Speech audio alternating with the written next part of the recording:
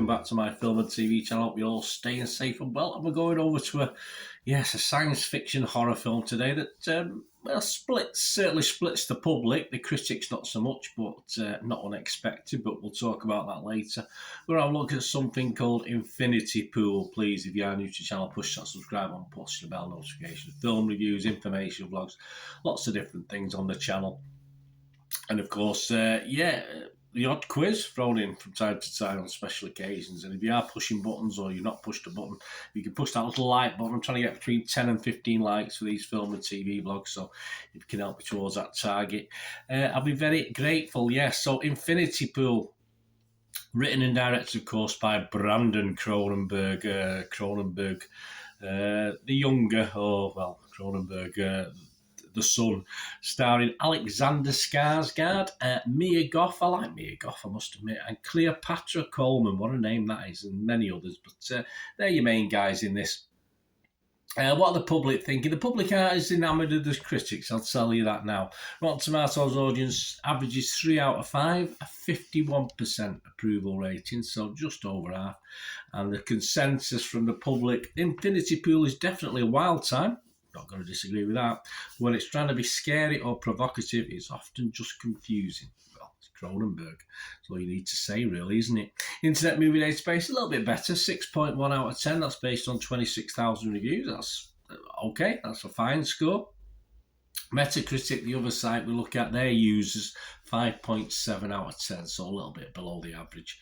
The film follows a struggling writer and his wife on vacation who, after an accident, you have to remember this is a science fiction horror. There's no soon introduced to a theme and an interesting storyline. It doesn't make any real sense, but it's a science fiction and a horror. I'll repeat that. And of course, after an accident, they discover the country's dark culture. Yes, what they have to do. Nothing wrong with that. A good plot, a good story. For me, a good plot in all of this. There's a good story to put on screen. I like the idea.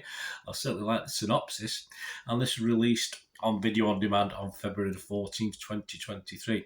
Let's have a look at the critics. Now, I think Cronenbergs usually don't split the critics. I think the critics are always very nice, aren't they, to the Cronenberg, the old version or the new version.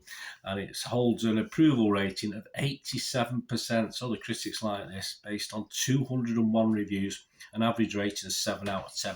174 fresh, but there are 27 rotten.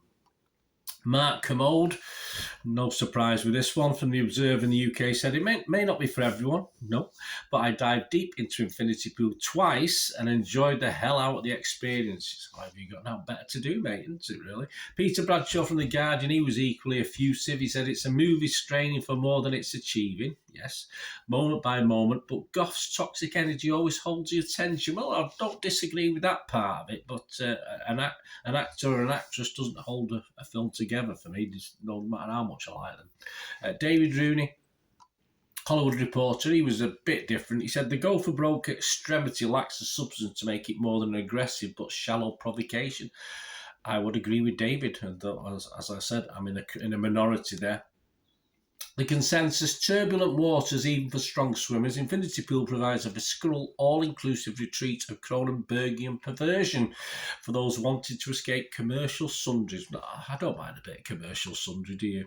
On Metacritic, the other site we look at, it scores well again, 72 out of 100 based on 45 critics. So all pretty favourable. 34 positive, 10 mixed and 1 negative. And the negative, I won't read it out because it's only the 1, and you know me, 1 out of 10s or 10 out of 10s, I don't bother, but it scored anywhere between 12 and 100 out of 100. Screen Rant's May Abul Baki only gave it 40 and said it's meant to shock and disgust, and it does, correct. But while Infinity Pool starts off interestingly enough, correct, its take on power, corruption and privilege only goes so far.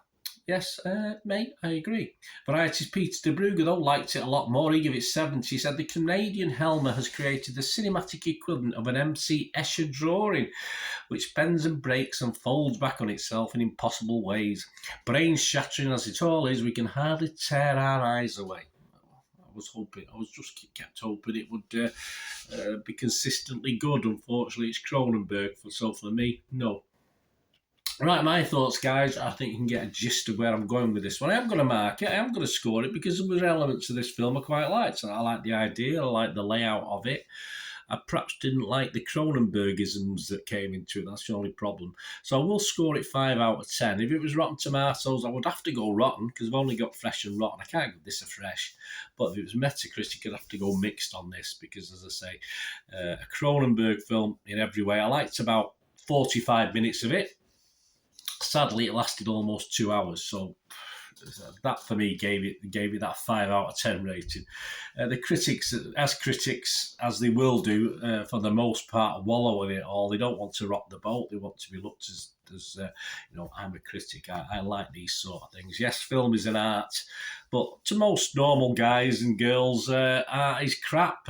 So they can no matter how lyrical the critics are or how lyrical the critics wax, it's still some of it's crap. Simple as that. Not all of it, I'm not saying that, but some of it is. And for me, the first 20-30 minutes, which I think one of the critics said there, is all fine. Enjoyed it, was liking it, was liking the vibe, this quite unusual. And then, as I said, it reverts to all the normal Cronenbergisms of uninteresting, weird stuff for me, which doesn't add to the story in any way whatsoever. This is more freaky moving art than entertainment for me, as with most Cronenbergs, the old man or the new. He's following the same sort of path. He's not very independent for me. Mia Goth is a personal favourite of mine. I loved her in Pearl, which I watched last year, and that's the best thing about this film. There is a decent movie, there's a decent story, there's a decent plot line in here, but I think I would honestly say, and I always think that Cronenberg Senior and Junior are so up themselves with all this psychedelic filler, needless nudity that doesn't add anything to it, arty-farty stuff, that it just doesn't appeal to me anyway as a watcher, as a film watcher.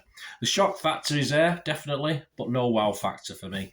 So, as I said, just 5 out of 10. Let me know what you think, guys. As I say, it's not, if you love, and like any art, if you love Cronenberg, both versions or whichever, you might like this. But as I said, I want to be entertained, and sadly, in a almost 2 hour film, I was entertained perhaps for less than half of it, so not quite for me.